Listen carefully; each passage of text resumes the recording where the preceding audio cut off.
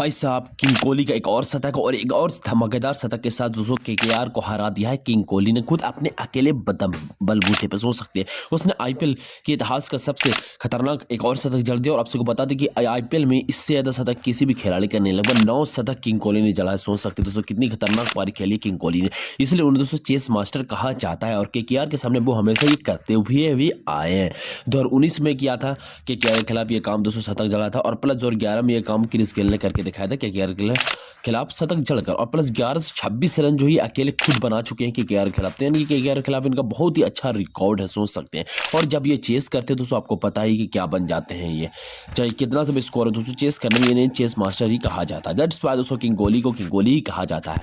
Lots of guys haters सोच रहे थे कि दोस्तों 2 मुकाबलों में जब ये डक पर आउट होगा तो जाहिर सी बात है कि इस मुकाबले में ये डक पर आउट हो जाएगा, बट उनको पता नहीं कि किंग कोहली का जलवा क्या होता है। King Kohli takes the RCB man, क्योंकि किंग कोहली का जलवा ही कुछ और होता है। दोस्तों आपसे को बता दें कि एक समय से लग रहा था कि शायद जो आरसीबी ये मुकाबला नहीं जीतेगी, पर दोस्तों उनको पता नहीं किंग कोहली जब सामने हो तो सामने कोई सा भी टीम क्यों ना हो दोस्तों उनको डर के रहना ही पड़ता है।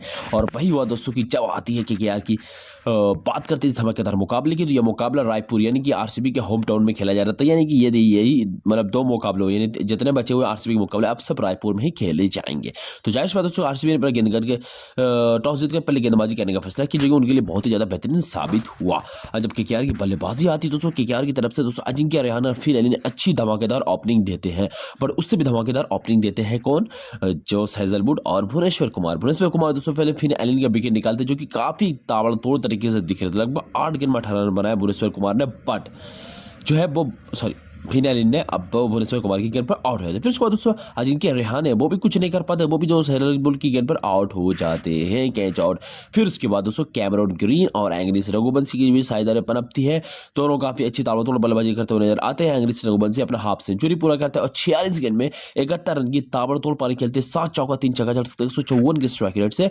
और उनका साथ देखते हैं कैमरन ग्रीन दोस्तों 24 गेंद में 32 रन की पारी खेलते हैं, बट दोस्तों समय आया था कि राशिक सलामदार की गेंद पर वो बोल्ट हो जाते हैं। तब एंट्री होती है रिंकू सिंह की, और जब रिंकू सिंह आते हैं तो आपको पता है दोस्तों रिंकू सिंह क्या काम करते हैं, एज ए फिनिशर का रोल अदा करते हैं। और वही हुआ दोस्तों कि 29 गेंद में 49 रन की पारी के लिए 3 चौका 2 छक्का चले, बट दोस्तों केकेआर चाहती तो शायद स्कोर और भी ज्यादा जा सकता था, पर दोस्तों 192 स्कोर मेरे अकॉर्डिंग बहुत कम स्कोर माना जाएगा, क्योंकि सामने जैसा टीम है उनके लिए दोस्तों 192 स्कोर कुछ भी नहीं है चेस करना। और वही हुआ दोस्तों कि एंग्रिस रघुवंशी काफी लास्ट में स्लो खेलने लगे, जिस कारण से दोस्तों मुकाबला जो है वो क्या बोलते हैं आरसीबी के पल्ले चढ़ गया। क्योंकि दोस्तों आपको पता है कि आपके पास अगर 20 है, जैसे बात दोस्तों कि आप ठुक ठाक करके नहीं खेल सकते, आपको मार के ही खेलना पड़ेगा। जब दोस्तों केकेआर के आप जब लास्ट के ओवरों में दिखेंगे रन तो बिल्कुल कम आपको नजर रन आएंगे, क्योंकि दोस्तों केकेआर अगर चाहती उनके पास बैटिंग लाइनअप भी थी, रोमन पॉवल थे, मनीष पांडे थे, सुनील नरेन थे, शायद स्कोर जो है और भी ज्यादा जा सकता था। पर दोस्तों आरसीबी ने जो है वो 200 प्लस के पहले ही रोक दिया केकेआर को। आई थिंक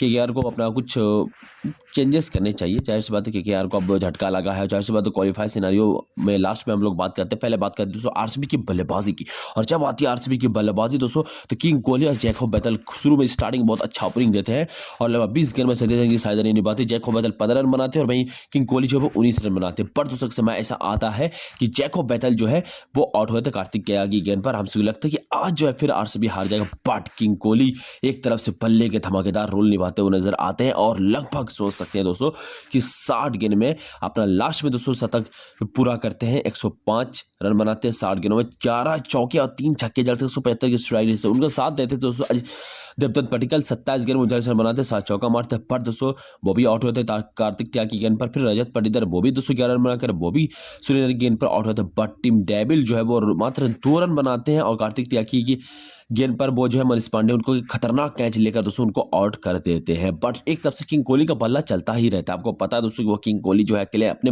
दम बूते हुए दोस्तों मुकाबला जिता सकते हैं, इतना दम वो रख सकते हैं। और भाई दोस्तों कि आज का पूरा जो एक तरफा मुकाबला अगर जीती है आरसीबी तो बिकॉज ऑफ किंग कोहली की वजह से। अगर किंग कोहली नहीं रहते या किंग कोहली आउट है तो जाहिर सी बात दोस्तों की शायद जो है आरसीबी ये मुकाबला भी हार सकता था। जीतेश शर्मा भी दोस्तों 8 रन बनाकर आउट है नोट आउट रहते, बट किंग कोहली का जलवा दोस्तों बड़ा ही खतरनाक तरीके का था। लगभग 60 गेंद में 105 रन की पारी के लिए सोच सकते हैं 11 चौके और 3 छक्के 175।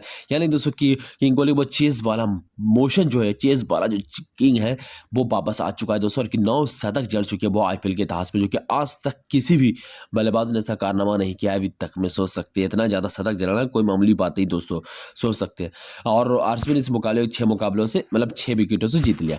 सो फाइनली बात करते हैं क्वालिफाई सिनेरियो की। तो आरसीबी के लिए अगर क्वालिफाई सिनेरियो की बात की तो आरसीबी को मात्र 2 मुकाबले बचे हुए हैं, और जाहिर सी बात है अगर एक मुकाबला भी वो जीतती है तो कन्फर्म है 99% चांस है दोस्तों वो आराम से मुकाबला मतलब क्वालिफाई में पहुंच जाएगी। अगर आप टॉप 2 में रहने की बात करें, टॉप 2 में रहने के लिए शायद जो है उनको 2 मुकाबला जीतना पड़ सकता है, क्योंकि अगर वो टॉप 2 में रहना चाहती है तो बिकॉज ऑफ कि एसआरएच, अगर एसआरएच के पास भी चांस है कि शायद जो है अगर वो 2 मुकाबले जीतती है तो वो शायद एक नंबर जाहिर सी बात दोस्तों कि वो शायद 1 या 2 पे जा सकती है, बट जीटी और आरसीबी का ज़्यादा चांस है कि वो टॉप 2 में रह सकती है, क्योंकि दोस्तों उनके पास 2 मुकाबले बाकी है और 2 मुकाबले में उसने 4 मुकाबले हारे हैं और 8 मुकाबले जीते। अगर 2 मुकाबले और जीतती जाहिर सी बात है उसके 10 मुकाबले हो जाएंगे। और जाहिर सी बात है कि अगर पंजाब भी चाहेगी कि 3 मुकाबले हम लगातार जीत लें तो भी दोस्तों वो जो है 10 मुकाबले नहीं जीत पा सकती। चेन्नई भी चाहेगी अगर मैं 3 मुकाबले जीत सकते हो तो वो भी दोस्तों उनका भी 9 मुकाबला रहे, तो जाहिर सी बात है दोस्तों कि पंजाब और चेन्नई दोस्तों जाहिर सी बात लगातार 3 मुकाबले तो कभी भी जीत नहीं सकती, एक न एक मुकाबले तो हार जरूर मिलेगा। और वहीं ना बात रही हैदराबाद की, तो जाहिर सी बात है उसको हैदराबाद भी टॉप 2 में अपना जगह नहीं बना सकती, क्योंकि उसके लिए आरसीबी या गुजरात को एक एक मुकाबला हारना पड़ेगा। तब जाके दोस्तों गुजरात का चांस बन सकता है कि हैदराबाद का चांस बन सकता है कि शायद जब वो टॉप 2 में जगह बनाए, तो बस ज़्यादा चांस है दोस्तों की टॉप 2 में आरसीबी या गुजरात टाइटंस ही रहने वाली है, कन्फर्म चांस है दोस्तों, क्योंकि इनके नेट रन रेट भी काफ़ी अच्छे हैं और एक मुकाबले में अगर जीतती तो ये आराम से अच्छा खासा जो है आरसीबी पहुंच सकती है टॉप 2 में, और अब ऑलरेडी वो टॉप 1 में है भी दोस्तों, तो जाहिर सी बात है वो पहुंच जाएगी। Let's talk about the KKR के सिनेरियो की बात की जाए, केकेआर कैसे क्वालिफाई कर सकती है। जाहिर सी बात है केकेआर के लिए क्वालिफाई कर पाना बहुत ही ज़्यादा मुश्किल है, अब लग रहा है मुश्किल, क्योंकि दोस्तों पहली बात तो उसका नेट रन रेट तो काफ़ी माइनस में है, और प्लस दोस्तों उनके पास मात्र 3 मुकाबले बचे हैं, और जाहिर सी बात है कि अगर वो लगातार 3 मुकाबले अच्छे नेट रन रेट के साथ जीत जाती है तो जाहिर सी बात है कि बस 7 मुकाबले ही होंगे। जाहिर सी बात है 7 मुकाबलों में वो कैसे पहुंचेगी कोई गारंटी वाला बात नहीं, क्योंकि दिल्ली कैपिटल्स को 2 मुकाबले हारने पड़ेंगे। पहले तो ये सिनेरियो बनना चाहिए दोस्तों, पहले 2 मुकाबले वो हारने पड़ेंगे। अब प्लस राजस्थान रॉयल्स जो कि जिनके भी 3 मुकाबले और बाकी हैं उनको भी ये 3 मुकाबले हारने पड़ेंगे, तब जाके दोस्तों केकेआर पहुंचेगी। फिर से वो चेन्नई की बात कीजिए, चेन्नई को भी 3 मुकाबले हारने पड़ेंगे तब जाके दोस्तों केकेआर पहुंचेगी। तो आई थिंक कोई चांस नहीं केकेआर आप क्वालिफाई करेगी, क्योंकि केकेआर जो है अब ऑलरेडी मतलब जितना गणित का कहा जा रहा है वो आउट हो ही चुकी है। अब प्लस पंजाब किंग्स को भी दोस्तों 3 मुकाबले हारने पड़ेंगे तब जाके केकेआर पहुंच सकती है, समझ जाइए। तो यानी कि कोई चांस नहीं केकेआर क्वालिफाई करने का इस सीजन। तो यानी कि जो एक चांस था वो चांस वो आरसीबी के खिलाफ खो चुकी। तो मिलते हैं तब तक के लिए बाय दोस्तों।